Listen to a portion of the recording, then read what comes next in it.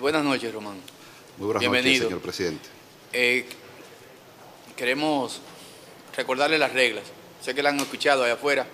Tiene derecho a 5 minutos de exposición libre.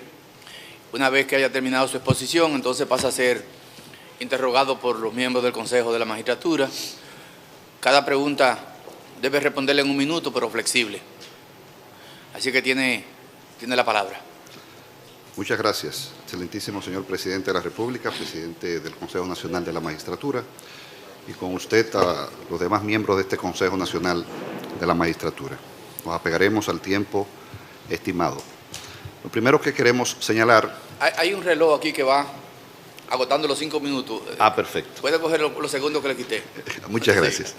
Lo primero que queremos señalar es el interés particular por el valor de los principios democráticos. Nuestra experiencia electoral data de hace unos 10 años. En las elecciones de 2008, 2010, 2012 y 2016. Primero como miembro de la Junta del Distrito Nacional designado por la Junta Central Electoral, en donde tuvimos la oportunidad de ser y de conocer todo el proceso eleccionario desde el punto de vista administrativo y contencioso, como miembro de la Junta del Distrito en las elecciones de 2008, posteriormente en las elecciones de 2010. Acto seguido, en el año de 2011, fuimos designados juez suplente del presidente del Tribunal Superior Electoral, lo que nos ha permitido tener un trato directo en el quehacer electoral contencioso electoral en las elecciones de 2012 y de 2016. En nuestra condición de suplente del presidente del Tribunal Superior Electoral, hemos tenido la oportunidad de conocer más de 300 expedientes, presidido el Pleno en unos 36 casos contenciosos electorales en la dirección de los debates, más de 60 casos de apelación de las juntas electorales de todo el país, decenas de revisiones en materia contenciosa electoral, cientos de casos de rectificaciones de actas, así como una experiencia importante en la observación internacional, haciendo énfasis en las elecciones de Ecuador recientemente. No obstante a esto, nuestro quehacer electoral se enfoca también en lo académico. Tenemos 6 títulos de cuarta titulación. Una maestría en estudios políticos electorales, con doble titulación de la Universidad de Granada y la Pontificia Universidad Católica Madre y Maestra. Una especialización en los estudios políticos electorales. También en Derecho Internacional, maestría, y Derecho Civil, Gestión Internacional Universitaria y, desde luego, Docencia Universitaria. Este ambiente académico, con una experiencia de 16 años en la docencia universitaria y desde hace 6 años como decano de la Facultad de Ciencias Jurídicas y Políticas de la Universidad Católica Santo Domingo y director de la Escuela de Derecho, nos ha permitido tratar el fortalecimiento de la democracia y el sistema electoral con congresos de primacía en los debates nacionales. Desde allí, incluso, fomentamos, siendo la tercera universidad del país que implementa el derecho electoral como una asignatura en una preocupación por la especialidad electoral. No obstante a esto, la Junta Central Electoral hace apenas unos meses nos designó coordinador nacional de la primera maestría en alta gerencia de partidos políticos, en nuestra condición, con una doble titulación del Instituto Ortega y Gasset de España y la Universidad Católica de Santo Domingo. En el ámbito de la gestión, aprovecho el minuto que me queda, señor presidente y miembros del Consejo, en el ámbito de la gestión de la administración en instituciones judiciales, tenemos una experiencia de más de 13 años, desde la jurisdicción inmobiliaria, Escuela Nacional de la Judicatura como gerente, comisionado de apoyo a la reforma y modernización de la justicia, Fiscalía del Distrito Nacional y director general de Administración y Carrera del Poder Judicial, donde nos hemos caracterizado por la probidad y la transparencia en nuestra gestión en todos estos años. En síntesis, son 10 años de una pasión electoral de una vocación electoral, 16 años de una vocación académica, transparente y plural, y más de 13 años de una gestión institucional en instituciones del quehacer judicial que me da aval para estar frente a ustedes en estas aspiraciones legítimas y que pongo a disposición de ustedes a los fines de contestar las preguntas que consideren oportunas. Sí, muchas gracias. ¿Quién inicia? ¿No tienen preguntas? Buenas noches, señor Ramón Andrés Jaques. Román, perdón. ¿Cuáles son las excepciones de incompetencia territorial conforme al reglamento sobre que versa sobre la ley 29-11? La competencia, las excepciones de incompetencia territorial a que usted hace alusión, propiamente no aplican al Tribunal Superior Electoral, aplican a las juntas electorales municipales e incluso a las OCLES, que son aquellas, en un lenguaje llano, aquellas juntas electorales, pero en el exterior. Así es. Muy bien. En su rol de... Perdón, ante todo, buenas Muy buenas noches, ya. consejero. Sí, pasa que uno se le No se preocupe. comete deslices. En su formación académica dice tener una maestría en Relaciones Internacionales y ser un Así conocedor es. de ese Derecho y Relaciones Internacionales. Perfecto. Uno de los grandes debates que siempre tendrá la República Dominicana es sus relaciones bilaterales. Quería conocer su posición en torno a la migración controlada, sobre todo en víspera de que en estos días ha habido mucho comentario en relación al flujo migratorio entre ambos países. Sí, yo creo que la Constitución de la República ha sido clara a partir de 2010, cuando especifica claramente que las personas de hijos y de personas ilegales no pueden tener la nacionalidad dominicana, salvo las excepciones diplomáticas. En este sentido, simplemente, yo creo que es una facultad soberana del Estado, la repatriación correspondiente ante las personas que se encuentran de manera irregular en el país. En ese mismo orden, y ahora complaciendo una pregunta realizada por redes sociales, su posición en relación, por ejemplo, a iniciativas como la del muro en la frontera entre ambos países. Yo creo en que el muro, más que un muro, es un control de Estado. A veces las fronteras entre países, en vez de preservar la soberanía, a veces alejan. Yo creo que la frontera está en un control y en el cumplimiento de la normativa migratoria dominicana. Por último, de mi parte, presidente, sí. Usted es hoy juez sustituto del presidente del Tribunal suplente del presidente. Del presidente del Tribunal Superior Electoral.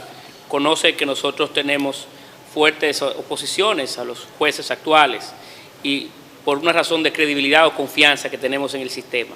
De usted ser electo juez titular o miembro titular del Tribunal Superior Electoral, ¿cómo devolver esa confianza? ¿Cómo garantizar a nosotros, actores del proceso o a los diferentes actores del proceso que pueden creer en el Tribunal Superior Electoral o en una nueva composición del Tribunal Superior Electoral? Nosotros tuvimos la oportunidad, hace año y medio más o menos, de ser conferencista en un evento internacional celebrado en Salamanca sobre el Seizal, donde investigadores de Europa y Latinoamérica debatían los temas políticos electorales de la región. Tuve la oportunidad de compartir el escenario con 5 expertos de Latinoamérica y la gran necesidad y problemática de todos los países era la desconfianza de los actores políticos en los órganos electorales, la tecnología y otros aspectos no menos importantes. Yo creo que en todo caso, si una persona se considera lesionada con una decisión jurisdiccional, para eso están los recursos establecidos en la propia norma, para que usted los ataque. Sin embargo, la legitimidad no se impone, la confianza no se impone, se gana y se crea. Muchas gracias. El magistrado presidente del Senado. Está bien ya. El artículo 27 de su ley orgánica Muy bien. le da competencia al Tribunal Superior Electoral para conocer de una acción de amparo en materia electoral. ¿Usted cree que esa competencia podría extenderse a una junta electoral con motivo de unas elecciones? Interesante pregunta, presidente del Senado. Fíjese bien, había advertido, incluso en el reglamento, que se le da competencia exclusiva a las juntas electorales de conocer el amparo, una sola excepción, el día de las elecciones con ocasión de la vulneración al derecho al voto. Pero siempre hice la crítica. ¿Qué ocurre? Que las juntas electorales municipales están integradas por personas que no necesariamente son abogados. Más del 60% no son abogados, personas muy probas, personas íntegras, incluso líderes comunitarios, pero no son abogados. ¿Qué ocurre? Que a la hora de conocer este tipo, que no se presentaron, por lo menos no tengo conocimiento de que se presentara una acción de amparo en una junta electoral, ¿dónde está la formación jurídica? ¿Dónde está la formación judicial electoral de esos miembros de las juntas electorales? Por eso hemos hecho una propuesta pública, incluso en nuestra condición de decano de la Facultad de Ciencias Jurídicas, de que las juntas electorales tienen doble función, la administrativa y la contenciosa. Lo que ha predicado por aquí la mayoría de los expositores es que la independencia funcional entre la Junta Central Electoral y el Tribunal Superior Electoral, lo administrativo y lo contencioso, estimo que debe ocurrir lo propio en las juntas electorales, porque ellos mismos organizan el proceso y ellos mismos juzgan el proceso. Entonces, una propuesta que debería implementarse en la ley del régimen electoral es la siguiente: que exista una sala administrativa con 3 miembros y un suplente, que no necesariamente tengan que ser abogados en las juntas municipales, y una sala que puede ser unipersonal con un suplente para que conozca los asuntos contenciosos. Da una separación funcional y la especialidad electoral. Si el Tribunal Superior Electoral le da la competencia de conocer amparos, no será la sala administrativa de la Junta Electoral, sino a la sala contenciosa que tiene la especialidad y la formación jurídico-judicial. Muchas gracias. Magistrado. Señor presidente. Mariano, tranquilo. A mí me enseñaron una vez que no había conceptos ajenos. Conceptos ajenos unos a los otros. Que entre la teoría de Einstein, Newton y Maxwell había un vínculo directo. Eso en las ciencias naturales. Y en las ciencias sociales eso tiene mayor valor. Quiere decir que por lo que tú acabas de afirmar, que lo que ha habido en el campo electoral ha sido un trasplante de conceptos propios del derecho civil que han pasado al ámbito electoral. Fíjese bien. Una pregunta que me permito montar una teoría. Por ejemplo, escúchame, Román. Sí. Por ejemplo, en el campo de la competencia territorial, el 59 del Código de Procedimiento Civil, la acción se lleva ante el Tribunal de Demandado. En este caso, la acción se lleva ante el lugar de los hechos donde haya ocurrido el acontecimiento político en materia electoral municipal. Entonces, el reglamento habla del acto impugnado en lugar del acto impugnado. Así es. Así es. Está bien. Muy bien. Magistrado, procurador. Gracias, presidente. Señor Jaques, Honorable. viendo su currículum, notamos una vasta preparación académica y menciono esto porque la pregunta quisiera que la contestara no en condición de juez suplente, sino en condición desde el punto de vista doctrinal. Muy bien. Entonces, en ese sentido, me gustaría saber qué opina usted sobre la forma tanto actual de financiamiento de las campañas y los partidos políticos, como cuál fuera su sugerencia de legislación, tanto la actual como la que propondría si no está de acuerdo con la actual. Tuve la oportunidad de escribir, a propósito de su pregunta interesante, un artículo en este contexto. El financiamiento de las personas físicas a los partidos políticos. Transparencia versus derecho a la intimidad. Lo primero es que el financiamiento político debe ser transparentado. con un tope.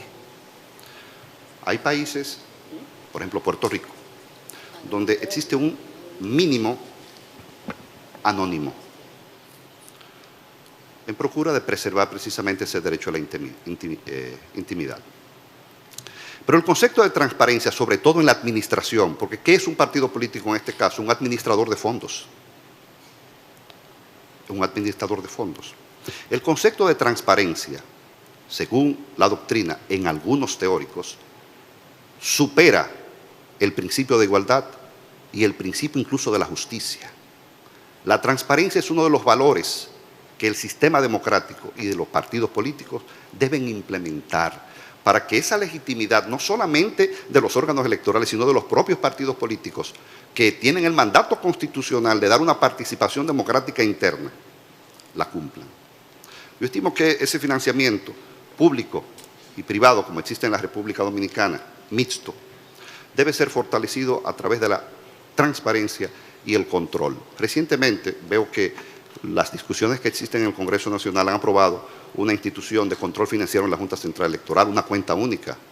Son valores agregados muy importantes para fortalecer este aspecto. Muchas gracias. De nada, consejero. Gracias. Diputada Castillo. Buenas noches. Buenas noches, honorable.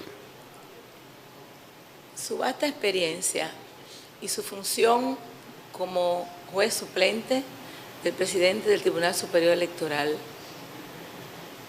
¿qué experiencia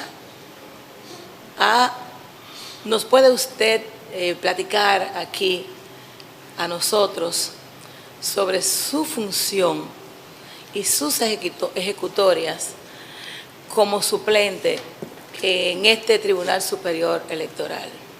Muy bien. En nuestra presentación, en el formulario, destacábamos que hemos sido convocados en unas 100 ocasiones de manera formal. Si esto se extrapola a días de trabajo, estamos hablando de prácticamente 4 meses y medio en días laborables. No obstante, el manejo del escenario y dirección de los debates es uno de los aspectos más interesantes, porque destacamos que este tribunal, como se ha dicho en este escenario varias veces, es nuevo, es novel. Apenas, aunque había una separación de funciones en un mismo órgano, como alta corte funciona desde el 2010. Entonces, la experiencia y las decisiones de ese tribunal son decisiones que parten de una jurisprudencia electoral que crea una doctrina en aspectos de posiciones de juristas que van innovando y van creando una especialidad electoral. Por eso decía, que era la pregunta que me decía el presidente de la Suprema Corte de Justicia, ¿en qué medida del derecho electoral es una rama especializada del derecho público? Él citaba el caso del derecho procesal civil, pero tiene impacto el derecho administrativo, pero tiene impacto el derecho procesal constitucional, pero tiene impacto el derecho constitucional como tema transversal, pero incide en el aspecto penal. Por eso la experiencia ha sido una experiencia muy satisfactoria, que no solamente fortalece el interés particular de forjar valores democráticos, sino de afianzarnos en esta posición y en esta candidatura. Muchas gracias. Sí. ¿Cuáles son las fallas que usted entiende, aprovechando su vasto conocimiento sobre derecho internacional, cuáles son las fallas que entiende usted que ha tenido la política migratoria en el país y qué sugeriría usted para establecer los controles necesarios, sobre todo de la frontera y el problema que tenemos ahora mismo con los indocumentados hermanos haitianos? Bien, yo creo que la Constitución, reitero, de 2010 dio la solución constitucional al problema. Yo creo que es un asunto de controles y de iniciativas y estrategias del Estado para que la migración, en el caso, por ejemplo, del país más cercano, que es Haití, sea controlada. Yo creo que un Estado es soberano en elegir quienes se quedan en su territorio. Y si usted es ilegal, debe ser retirado. Bueno, ¿alguien más? Bueno, pues muchas gracias, doctor Jaco. A usted, excelentísimo señor presidente. Y mucha suerte. Muchas gracias. Por sus bendiciones. explicaciones. Muy bien.